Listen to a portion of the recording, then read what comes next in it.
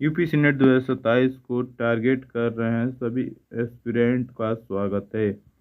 अगर आप BSc nursing, GNM या पोस्ट बीएससी नर्सिंग में एडमिशन का सपना देख रहे हैं तो ये video nursing aptitude master series आपके लिए है।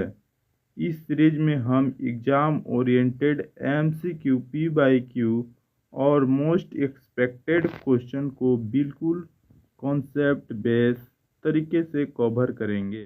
तो तैयार हो जाइए अपनी सिलेक्शन जर्नी को शुरू करने के लिए। चलिए स्टार्ट करते हैं। वेलकम डियर स्टूडेंट्स, क्वेश्चन पे चलते हैं। दोस्तों, मैं आप लोगों को इस वीडियो में हिंदी में पढ़ाऊंगा, आप लोग देखते रहिए। रक्त की सामान्य पीएच रेंज होती है, तो इसका राइट आंसर होगा 7.35 से लेकर 7.45 तक होती है। चलिए नेक्स्ट। मानव हृदय में कुल कितने चेंबर होते हैं? तो इसका राइट आंसर होगा 4 होते हैं। चलिए नेक्स्ट। मनुष्य में कपालीय तंत्रिकाओं की संख्या होती है, तो इसका राइट आंसर होगा 12 पेयर्स, 12 जोड़ी होती हैं। सामान्यतः मनुष्य में डब्ल्यूबीसी की संख्या होती है, तो इसका राइट आंसर है 6000 से 11000 प्रति घन मिमी होता है। चलिए नेक्स्ट। मानव में हड्डियों की कुल संख्या होती है, तो इसका राइट आंसर है 206 होती हैं। चलिए नेक्स्ट क्वेश्चन की तरफ। मानव में पेशियों की मिली कुल संख्या होती है, तो इसका राइट आंसर होगा 639, 639 होती है। चलिए नेक्स्ट। यकृत में कुल कितने लोब होते हैं? How many lobes are present in the liver? तो इसका राइट आंसर होगा 4 होती हैं। चलिए नेक्स्ट। मानव में स्पाइनल तंत्रिकाओं की संख्या होती है। The number of spinal nervous in human is? तो इसका राइट आंसर होगा 31 पेयर्स होता है, 31 जोड़ी होता है। चलिए नेक्स्ट। मानव में लाल रक्त कोशिकाओं का जीवन काल दिन होता है। The life span of red blood cell in humans is day? तो इसका राइट आंसर होगा 120, 120 इसका राइट आंसर होगा। चलिए नेक्स्ट। मस्तिष्क के चारों तरफ पाई जाने वाली मेनिन्जेस की कुल संख्या होती है। The total number of meninges found around the brain is? तो इसका राइट आंसर होगा 3 होती है इसका कुल संख्या। चलिए नेक्स्ट। मनुष्य में सर्वाइकल कशेरुकियों की संख्या होती है, तो इसका राइट आंसर होगा 7 होता है। चलिए नेक्स्ट। मनुष्य में थोरेसिक कशेरुकों की संख्या होती है, तो इसका राइट आंसर होगा 12 होती है। चलिए नेक्स्ट। फ्लोटिंग पसलियाँ की संख्या कितनी होती है? ऐसी पसलियाँ जो कि रूस्टनम से जुड़ी होती हैं, तो इसका राइट आंसर होगा 2 पेयर्स, 2 जोड़ी होती हैं। चलिए नेक्स्ट।